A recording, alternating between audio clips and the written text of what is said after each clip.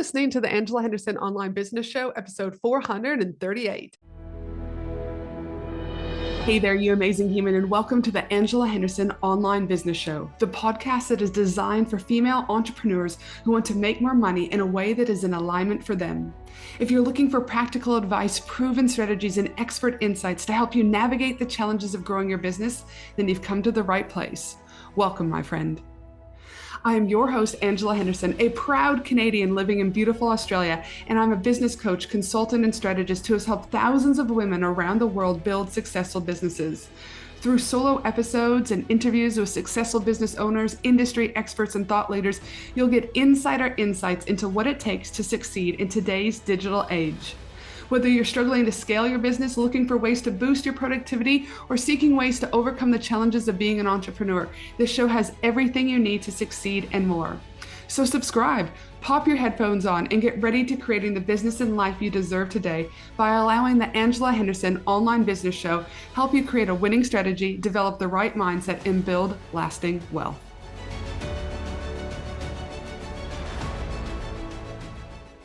Hey there, you my friend, and welcome back to another amazing podcast episode with me, your host, Ange from Angela Henderson Consulting. And today we're diving into a topic that doesn't get nearly enough airtime, and that, my friend, is speaking. I freaking love speaking, and speaking might just be the most underrated growth strategy that you have been ignoring. And I want to change that today. So joining me on the podcast is the incredible Jacqueline Brooker, a fifth-generation entrepreneur, certified speaking professional, and the powerhouse behind Any Given Tuesday. She has helped, wait for it, Olympians, global brands, and thousands of experts build speaking-driven businesses that scale with clarity, confidence, and what we love, cash flow. If you've ever wondered how to turn your voice into your most powerful asset, then you're going to want to listen to this episode. So get your pens and paper ready and get ready for all levels of awesomeness. Welcome to the show, my friend. So good to have you here today. It's so good to be here. I'm so looking forward to our conversation. I know. Now, I only just recently saw you, probably about 4 to 6 weeks ago. You were running your own event at the Gold Coast. And I was just like, yes, this is what we're talking about. Speaking is your realm. You light up the room, and your knowledge about this particular topic is unbelievable. So I'm so excited to have you here today. Oh, thank you so much. I know that we did see each other, and it made me almost double down on getting to this interview and this conversation. You had such an amazing group of people that you brought together at your conference. And yes, the word uplifting is good, but it is just like there is magic in the room. And so that's why, again, I'm just so excited to have you here today so that others can feel the magic. Now, before though, we jump straight into this podcast episode specifically around speaking, which I believe, and I think you would believe, is probably one of the most underrated growth strategies out there. Can you share with the listeners in a few sentences who you are, what you get up to? Because not everyone might know who the amazing Jacqueline is. Yeah, and also because our brand doesn't actually say what it is, which is a whole different conversation. But yes, I'm a professional speaking coach, and people think that means main stage. But I help everybody from a business owner through to an actual expert, academics, right through to motivational, inspirational speakers, actually get the stages that can make a difference for them. So we collide the craft of speaking and how to make something really sticky and really memorable and hold an audience in the palm of your hand with a strategy to actually really drive a difference. So either getting you bigger and better stages if you want professional speaking, but most of the people we work with actually need it to grow their businesses and their ecosystem. So we collide strategy and craft. I love it. And something you mentioned there, but it was around it's not just big stages, right? Speaking can be holding a webinar or a masterclass. Speaking can be when you host your own live event. I think for me, speaking is an opportunity wherever we can use our voice to amplify something. What are your thoughts about that? Because so many people think it's got to be the big stage, but I disagree. I completely disagree and really passionate about it. And we're going to start speaking a lot more about this. But speaking is, you're right, it's any place where you hold a room, right? So that could be a boardroom, that could be a podcast, that could be a webinar.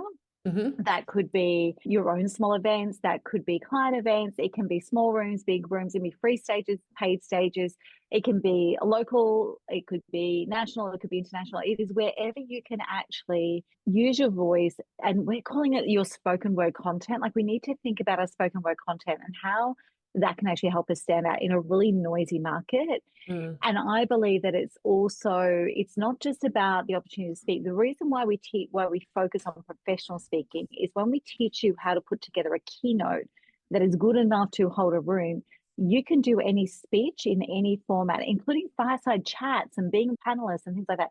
You can take all the elements we teach you and do any form of speaking, and it just changes the game. And it does. It changes the game for many things. And I know we'll talk about that in a minute. But one of the things I want to tap on is you said spoken word content.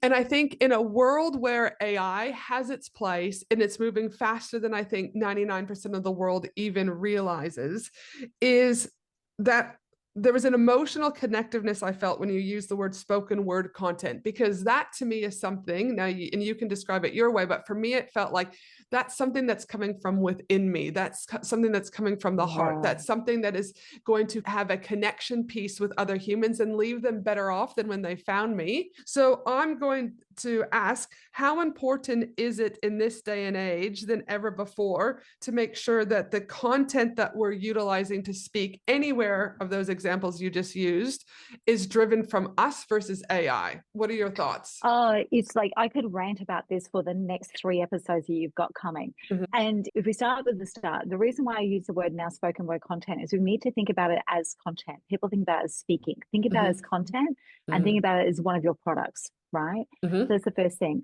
When it's your spoken word content and you hit the nail on the head, it comes from within, there is this thing that we work with that I'm listening with every single person we work with, which is what I call a point of resonance.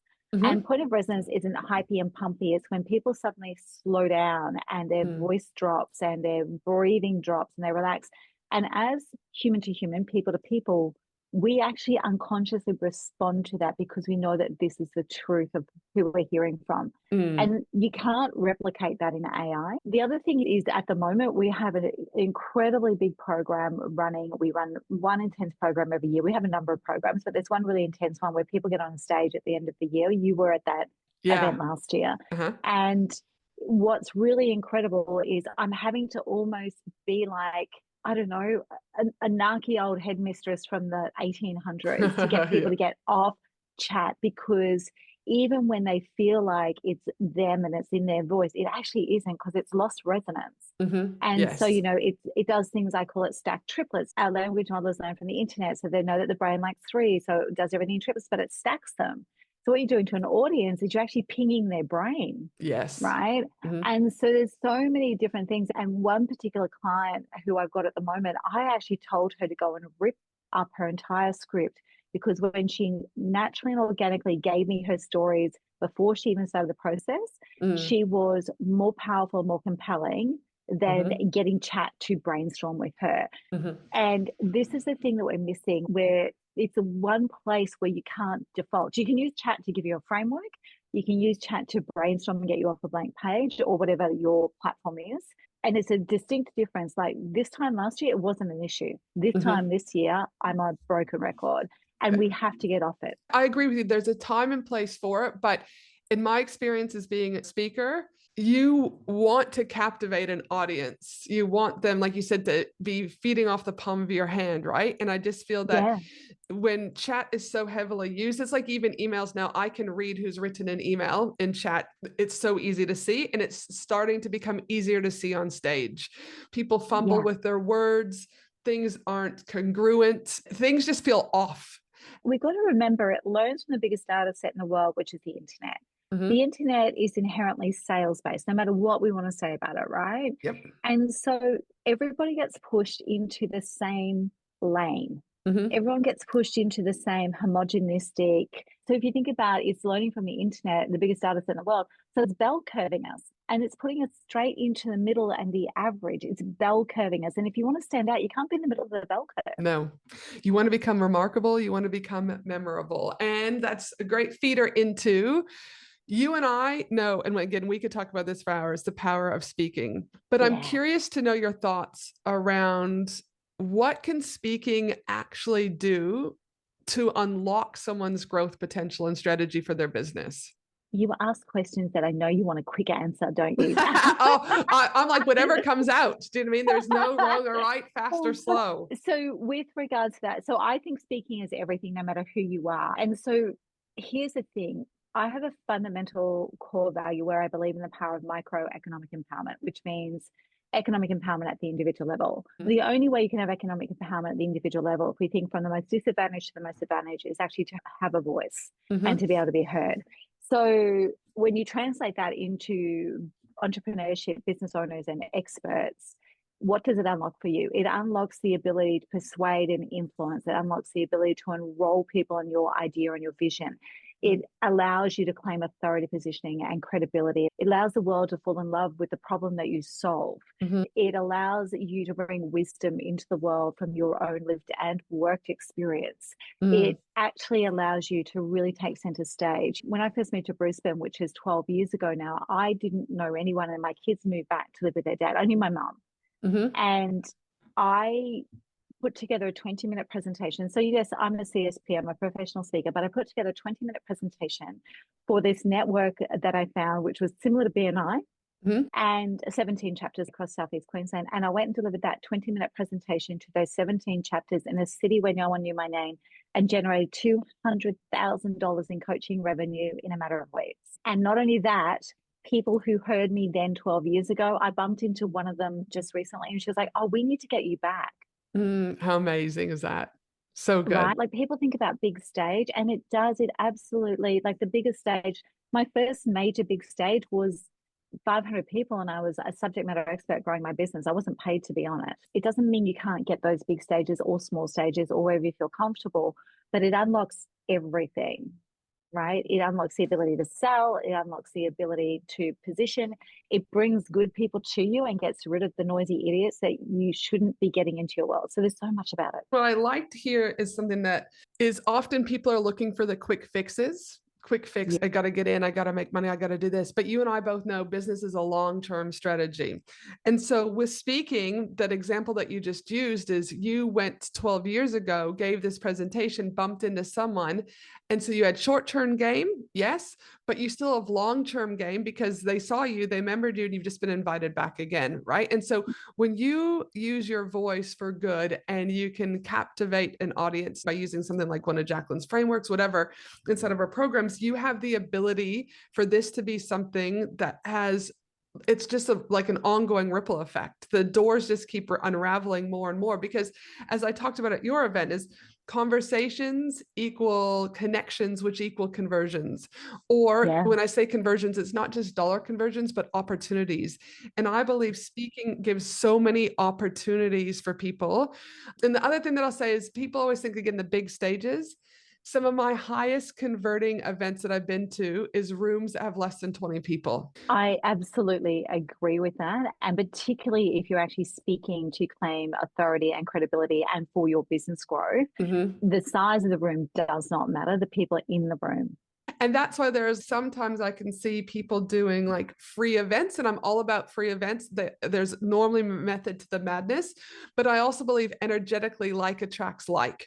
So if you have a room of people where no one paid anything, for example, and you might have 500 people in there, more than likely, statistically speaking, they're going to not want to be prepared to pay with their credit card because they haven't done it at the front end. Whereas in those smaller, more intimate rooms that I'm typically in, they're paying for something.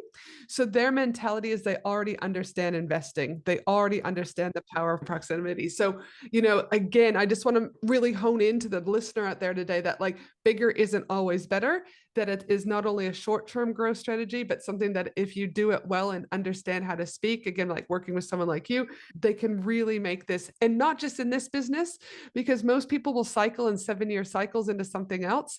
Your voice allows you to have an impact for your legacy later on in life and so many other things. If I can just pull up on that as well, because I first learned to speak about 25 years ago. And I did it to grow multi-8-figure growth in the business I was in. But my next 2 startups, to your point about this, my next 2 startups, I didn't launch until I had a presentation. And because of that, even in regional Queensland, I'm from central Queensland, I was able to really quickly go to multiple 6 figures pipeline. But I didn't actually launch them until I had that presentation ready to go. And that presentation, so we're talking about, and I'm a big believer in strategically free. Like, I have no problem with free if it's strategic. And people don't understand that part of it. But you also have to actually be solving something for the audience, shifting perspective for the audience. So many people, there might be people listening who are like, I am speaking, but I'm not getting anywhere. Usually because you haven't framed it well, It's not serving the audience, and it's not something they can take away and use whether or not they ever see you again. There's generosity has to come into this. Absolutely. Now, we've talked about what can unlock someone's growth strategy by speaking. But now I want to shift the gears a little bit and go, why do you think speaking is the most overlooked strategy for growth in business? The really quick answer to that is everybody seems to think they can do it later. They can wait. I'll do my funnels, I'll do my masterclasses, I'll do this, I'll do that. I'll make sure my LinkedIn's okay. And everyone thinks they can wait. Nothing beats, and you and I both know this, nothing beats belly to belly, eye to eye connection physically in a room. And the reason why it's the most overlooked thing is that people don't understand. So if I give you an example, somebody we worked with was a business coach. She was speaking everywhere, but then heard me speak and realized she'd never actually got any business out of the speaking. Everyone loved her. Everyone got her back. She really enjoyed it. She felt like she was in service. All we did was we reorganized her existing content in her speech. The next time she spoke in a room who knew her, she sold 6 people into her private coaching program at $15K each. So that was $90,000. Yep. And without even trying to pitch, somebody approached her and booked her, fully paid as a keynote speaker at their conference, and paid for her and her team to go to Hamilton Island. Same room, reorganized content. And people just think it's something they can do later. It's that other people think that they have to get to a certain standard before they can do it. And I can tell you right now, when I took over a family business at 3.6 million, took it to 4.2 million, we then went from 4.2 to 22.4 million in 15 months. And the number one reason we were able to do that is I got out of my own way and I got speaking in every room I could find. I owned that market. Now, you talked just about there. I do want to say it's not a question I have down, but let's just go there. Is that you said speaking in every room that you can. Now, let's talk about the speaking for free and speaking for paid, right? And I find Australia to be one of the worst for this, in my opinion. Maybe it's just the Facebook groups that I'm in or whatever. I don't know. But it's like everyone, and it's probably more the groups as I'm talking about this, everyone thinks that you should have to be paid all the time. If you don't pay, you're devaluing your worth. I've heard that if you don't pay, this is why women can't get speaking later on, whatever. And so I want to know, what are your thoughts about getting in the room? My thoughts are, I'm happy to be paid, but if it's a great opportunity and it's a win-win for both parties, I'm also happy not to get paid. I'm very strategic about when I'm asking for money and when I'm not, and they can both work. But what are your thoughts? Because sometimes I hear, nope, blah, blah, blah. I think some people, like, and I'm a big advocate, as you know, for making sure you're paid for your value and you're paid to speak. And also, people think it's an either or. It's a this and, right? Yeah. So you can speak for free and you can be paid. So there's 2 points I'd love to give the people listening. And the first one is this, is if you're going to speak for free, which I mentioned before, make it strategically free. So you know how to assess an opportunity and know that you're going to get something out the back end of it, right? Make it strategically free. And we have a few levels. We have what we call pro bono, which is free, low bono, which is where you'll do it for less because it's a cause you love or something like that, and then full fee. The point of when I work with people is I actually, at the end of the day, if you want to be a professional speaker, then it has to be a paid trajectory. If you want to grow your business, then it should be a combination of both. Whichever one it is, what you need to do is to be in a position where you are good enough to get paid and you can make the choice about being free. Love it. What most people do is they get into this narrow tunnel of, I'm speaking for free to get moving, but they don't position and value themselves enough to be able to break out of free, and they get stuck in that lane. And there's some heartbreaking stories of that. And they also don't know how to generate from the opportunities. There's the other side where I'm an emerging breakthrough professional speaker and I need to be paid. And you do. But if your diary is empty, take the damn gig. But we have a whole strategy around, if you're speaking for free, at least be positioned at a price point. And I know you are this. And so that if you're speaking for free, there's a value exchange and you can negotiate videography, photography, testimonials, key introductions, all of those sorts of things. And that's what I mean by strategically free. I have been, as you know, we've been really running fast in this business here. So at the moment, I've got a couple of free things happening that I shouldn't have said yes to, because it was literally somebody asked me, I know them really well. I said yes, and I was not strategic about it. So even when we're really experienced, I'm 22 years in now, we can still make that error. And that's what I want to say to people. if you do, still show up with full integrity, which is what I'm going to do with these 2 engagements. And it's not, one of them's not yours, Yeah. but I'm going to show, just in case people see I'm speaking in any of your stuff. But there was 2 that I said yes to that I should have said no to because they weren't strategic decisions. Yeah. But if you do make that mistake, you still need to show up in full integrity. I agree 100%. And they're always learning opportunities. Like you said, you're able to go back and reflect and go, I could have done this, but I'm with you about strategy. There was a client of mine, bless her, I adore her, but she said, I want to speak at your Women in Business conference. And I said, but my audience isn't your audience. I said, you would bring value. Yes. So I said, I would be happy to have you on stage because I know my people will love you. But as your business coach, this is a really bad move. You're going to have to pay for, because for what she's like, I'll come for free and do all this. And I was like, do you hear what you're doing right now? I was like, Yeah. I'll come for free, which means you've got to now take time out of your business. You've got to get on a plane. You've got to pay for that plane ride. You now have to pay for hotels. You have to pay for food. You've got to do all that. Now, yes, it's a business write-off. I get it. But my audience is not going to be a post-funnel sale because they're 2 completely different audiences. I said, so what do you gain out of this? And I also believe that sometimes we say yes because our ego gets in the way. I was asked to speak in America a couple of years ago, and I was like, I almost said yes. Thank goodness I stopped, because the first thing I thought about was being able to get pictures on stage with this person. And I was like, might be one of the ones I've just said yes to. Yes. And I was like, that is like no, it's a no. Do you know what I mean? I was like, what am I was like, no. And I was like, because I was going to have to pay for the flight. They were going to put me up for a hotel, I think. But I was like, they get all the wins, I get nothing. So always, again, in my opinion, making sure that you've got the right audience, that you've got something that you can funnel them to, etc. And that's a whole nother conversation, but that's where I'm like, make sure it's strategic. So I couldn't agree more with you. And also with the US factor, like I have a client at the moment who has just been invited to speak at one of the biggest showcases in Las Vegas, which, as you know, can launch an entire US career. Yes. So she is paying the whole way herself. She is paying me extra coaching to make sure that she knocks it out of the park. Yep. And because she's also doing long haul over, they're giving her 2 spots, which is almost unheard of. But it's like the biggest showcase in the world. And so that is what I mean by strategically free. Totally. Yep. 100%. That's where you're like, no's not even in the equation. It's like, yes, when do you need me there? And how fast can I get there? There's certain times, and be okay to be like, hey, I can get back to you. You don't have to say yes right away. Now let's jump into some of the biggest myths you see around speaking, specifically around who deserves to be on stage or to hold an audience. What myths do you see? So people think that if they have a TEDx talk, they'll get automatic entry to every stage. Not true.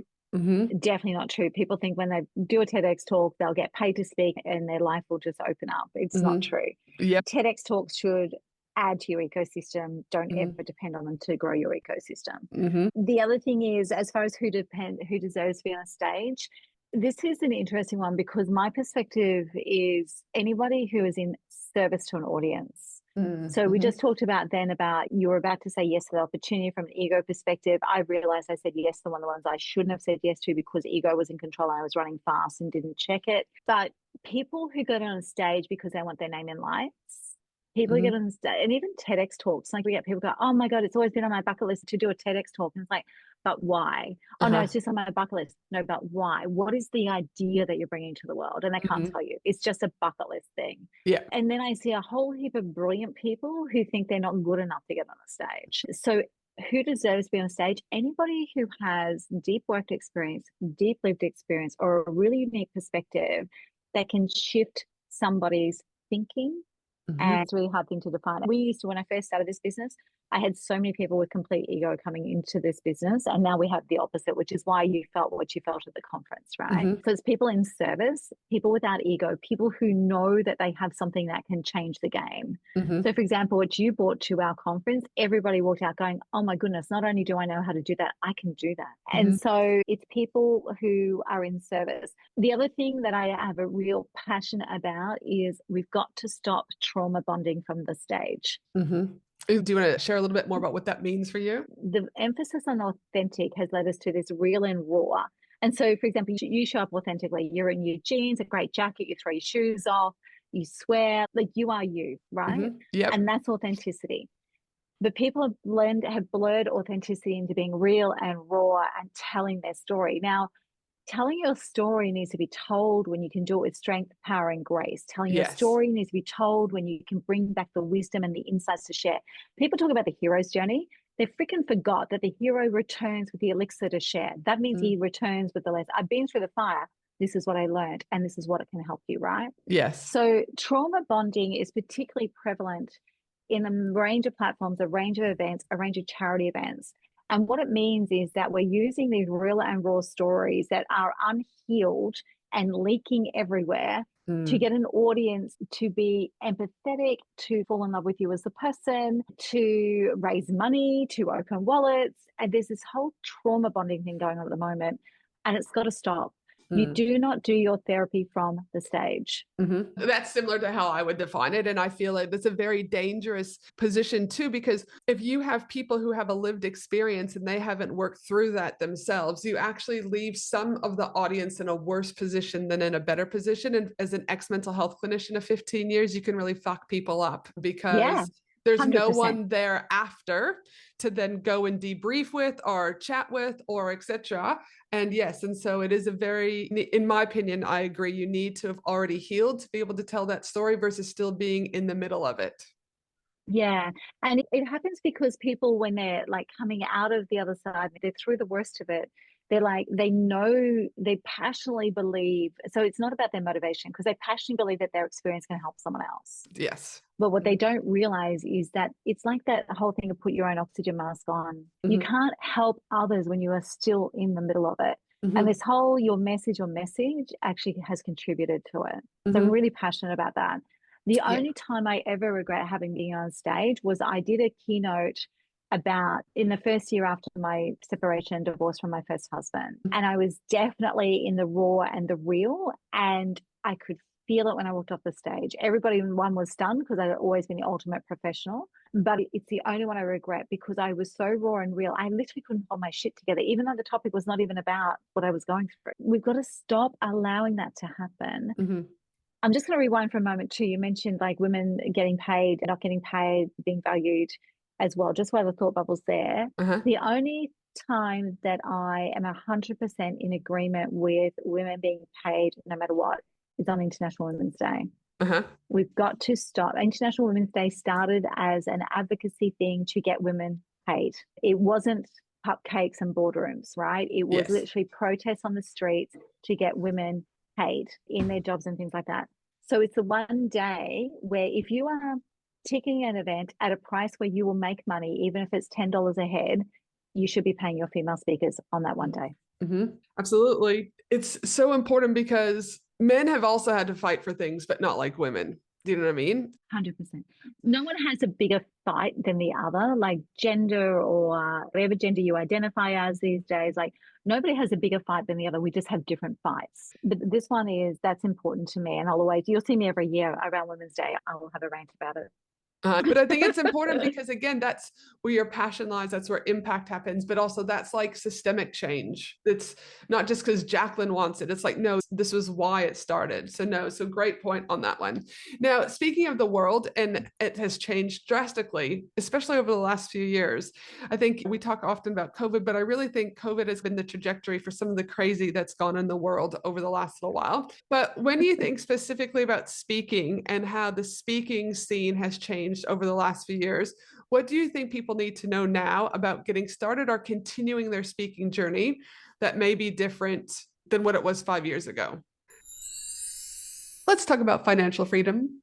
You're building an incredible business, working hard, making money, but is your money actually working for you? This episode is brought to you by Mia Casa Strategy, founded by Mia Shilkin, a property investment strategist who helps women in business turn their income into long-term wealth through strategic property investing without the overwhelm. At Mia Casa Strategy, you'll get a personalized investment strategy tailored to your financial goals, access to high-growth property opportunities before they even hit the market, the right investment structure to maximize both tax benefits and long-term returns, and step-by-step guidance so you invest with confidence. Mia is offering you a free 20-minute strategy session and complimentary property investment guide just for tuning in today. You can book your session by heading to www.miacasastrategy.com.au.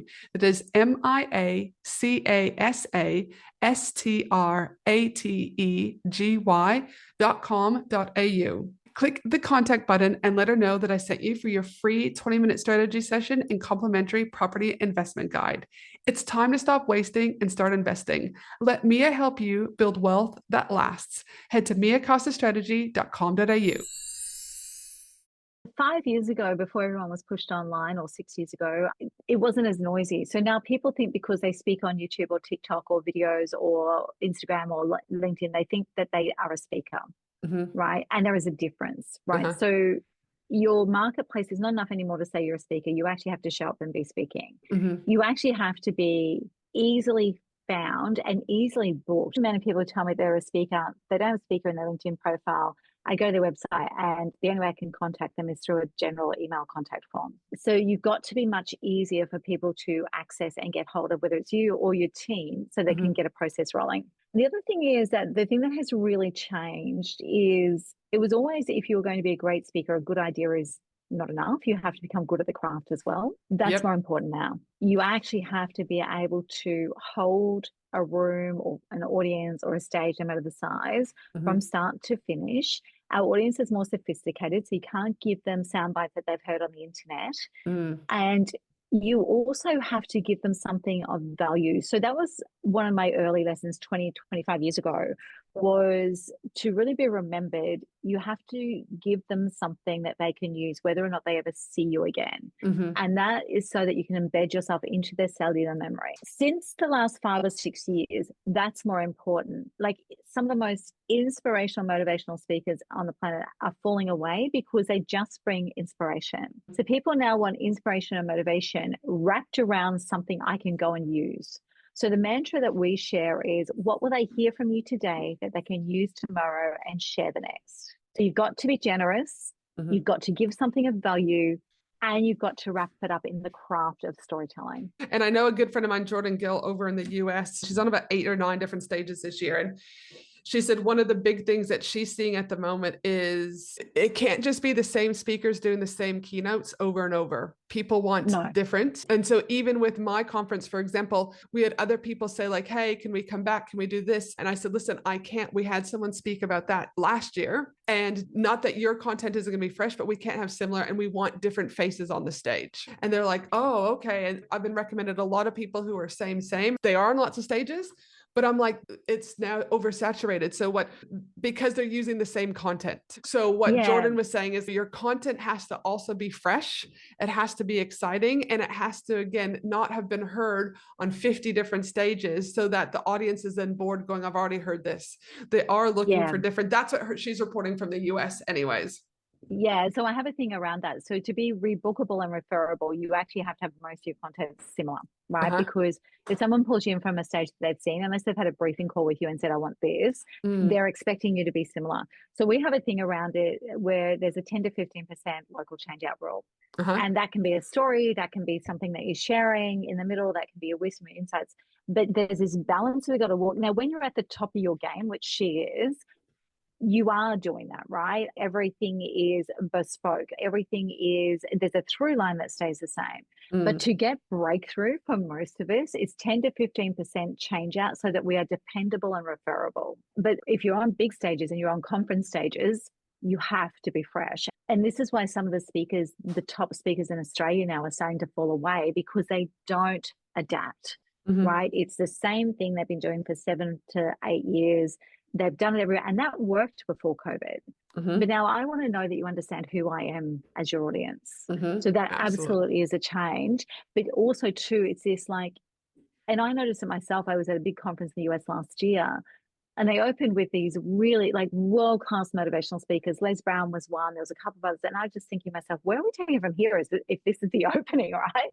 And they closed with the last 2 keynotes were 2 subject matter experts who just blew your freaking minds. And that's what we've got to think about. Like, how do we change how people think? And you don't do that I love the quote. I think it was Zig Ziglar or someone like that. He said, they say that we need motivation daily. We don't all need motivation, because if you motivate an idiot, all you've got in your hands now is a motivated idiot. Mm-hmm. We don't need just motivation. We're looking now because we want to know what's real, right? We've got COVID changed our life. Then we got AI changing everything. So we want to know what's real. So we want to know that we can take what you give us and actually do something with it. And that is a big change. So regardless of whether it's fresh content or not, give people things that can change something for them, because that's what we're craving. Absolutely. And I think my whole thing is like you said, are you leaving them better off? And will they share this with someone else? And that's my whole notion with when I do my own keynotes or even with my conferences. I want people to, if they never come back in my space again and never buy anything again, and I never see anything again, I want them to feel seen. I want them to feel heard. I want them to feel transformed. And I want them to go, like, there's a little bit of Angela's DNA now ingrained in them for the good. Absolutely. And that's where, like, even with my conference, and you'll see this year when you're there, is like, it's very different than the average conference. And I don't just say that as a cliche, but it is. People are going, Ange, I've never seen anything done like this before. So yes, we've got our speakers, but the way that we do it and how we start from day 1 to day 3, it is about moving people to a better place, their own space, their own whatever that works for them. But yeah, we want them to remember us, not just that day, but forever. So yeah, no, so I get it. And that's just not just in speaking, but that's just an environment. And I think people are looking for that. People are craving that. I love that what you just said about, it's not just about speaking, it's about environment. This is what people lose sight of when they're worried about how they're going to show up, how they're going to perform, whether people are going to like them. If you are the speaker, if you're at the front of a room, any room, from 2 people to 2,000, you are creating the environment and setting the energy. You are the orchestra, you are the conductor, you are the thermostat. And one of the best pieces of advice I got years ago, I was support speaker to a keynote speaker from the US, did a roadshow of 5 events. And the first 3 events, he was like, man, I don't know why you're not on the American circuit with me. You should come back to New York with me, right? Every event, every time. And then on the 4th day, I walked in, it was a room about 250 people. They still loved me, but it was one of those rooms that was just, flat, a bit shitty. And I responded to it. I was still really good, but I was very conscious of it. I didn't respond to it, but I was really conscious of it. And at the end, he's standing at the back of the room with his finger, like, telling me to come towards him. And he's like, let's walk the hallways. And I was like, okay, great. Because I knew walking the hallways meant advice. And I was like, ready for some more, like, why are you not in the US? He goes, now I know why you're not in the US. I'm like, why? He goes, shit room, wasn't it? I'm like, yeah, really shit room. He goes, yeah. He said, your responsibility as a speaker is not to respond to the energy room, it is to set the energy of the room. Yes. And he said, until you know that to the core of your being, you will never break through. And so that environment that you're doing, and that we created the same thing in our conference as well. That environment is actually why speaker curation is really important, because the person at the front of the room is not there to facilitate how people feel. They're there to take people to a different place. 100%. And that's why, like, and you've been to many events over in the US too. If you and I open the same way that a lot of the events in the US open are, because we know our audience, does that make sense? Yeah. Is that I know for a fact it wouldn't work for my people in that room.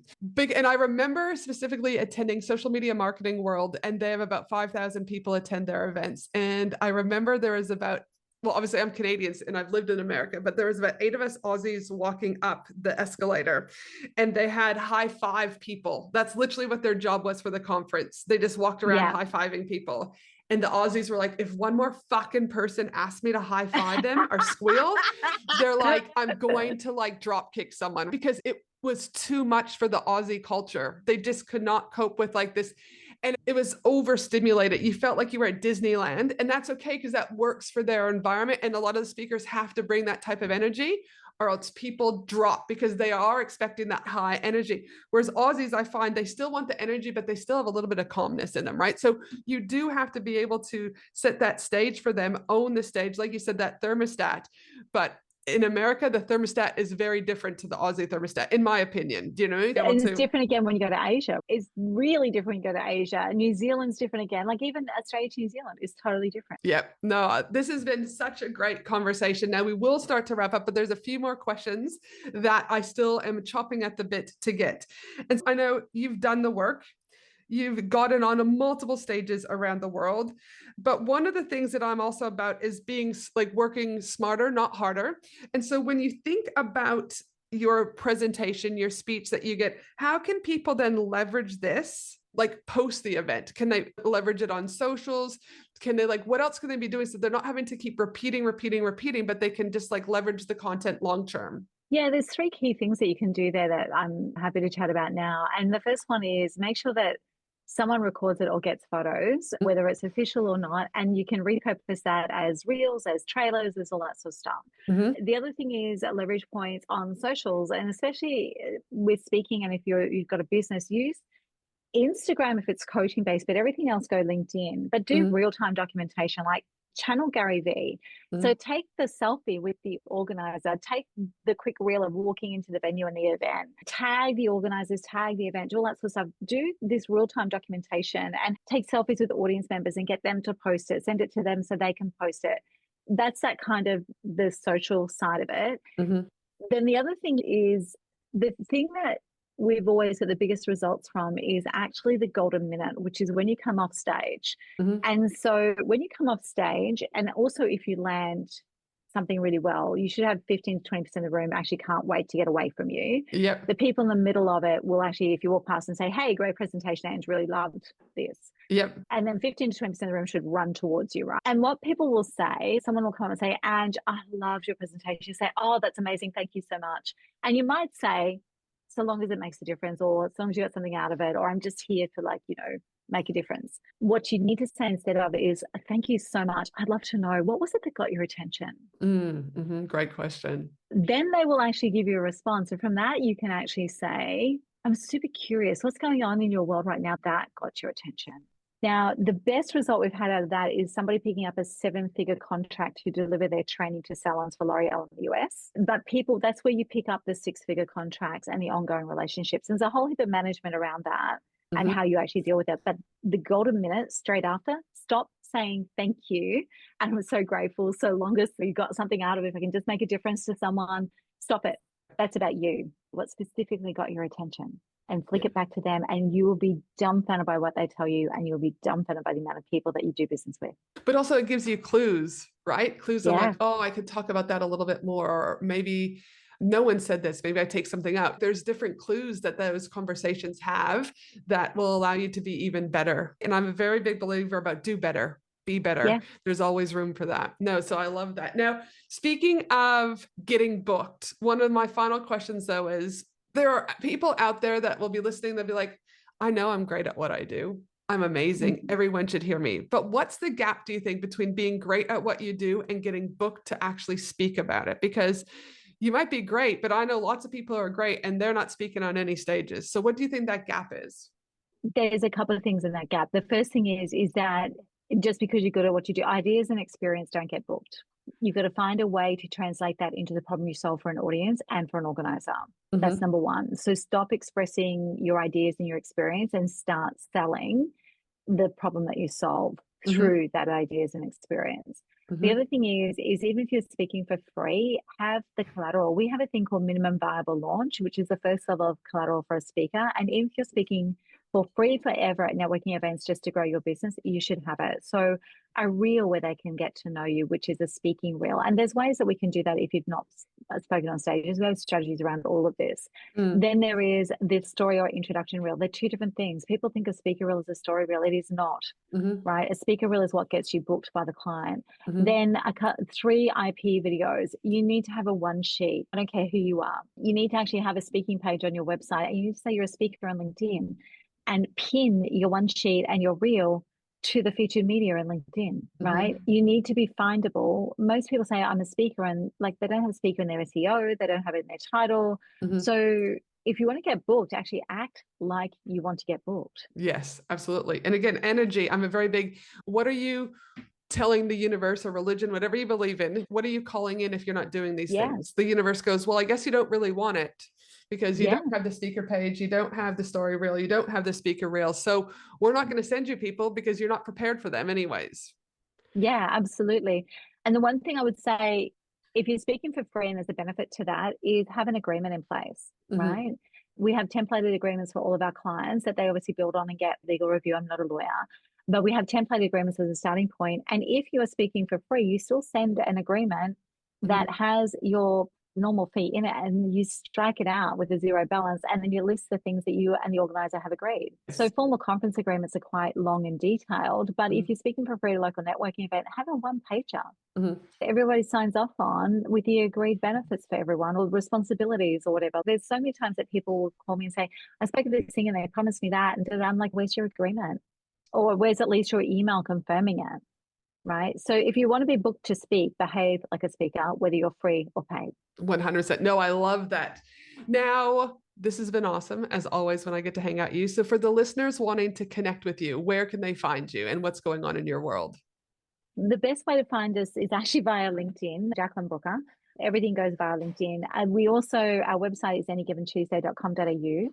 We've just launched an event called Mic Club, which is a series of breakfast events running across the country. So all the details can be found there. And we have a massive showcase event coming up, actually the day before your conference, which is in Brisbane. So anyone who wants to get along to that, it's a fantastic day of professional development, and all the details will be live by the time this podcast episode drops. All right. Love it. This is absolutely amazing. And if you're wanting to be able to impact people, make more money, and just be relish in that awesomeness of your voice, and you want to be a speaker, regardless of that small stages, big stages, Australia, global, etc., make sure to connect with the amazing Jacqueline. But before we wrap up, one final question. Looking back on your business journey, what do you know now that you wish you knew when you first started out in business? That it's not a straight line. I think I'd have been a lot more forgiving of myself if I'd known that at the start. And it doesn't matter what you think about your product and service, the market will tell you if they want it. 100% they will. They will always tell you, even if you don't like what they're telling you, they will always tell you. Yeah, this absolutely. has been absolutely amazing. Make sure that you go and connect with Jacqueline. She's also going to be at the 3-day Women in Business Conference. She is one of our main sponsors, which we are just delighted to have her there. So if you are in Australia, we only have 35 tickets left at time of recording today. That is all that we've got left. So if you're wanting to connect with Jacqueline, myself, and other amazing humans, make sure to head to angelahenderson.com.au. But for now, Jacqueline, thank you so much for your wisdom, your professionalism, and also for advocating for women to be able to use their voice and do it in a way that works for them. So thank you so much. And I hope you have the most amazing day. You too, Angela. Thanks for listening to the Angela Henderson Online Business Show, www.angelahenderson.com.au.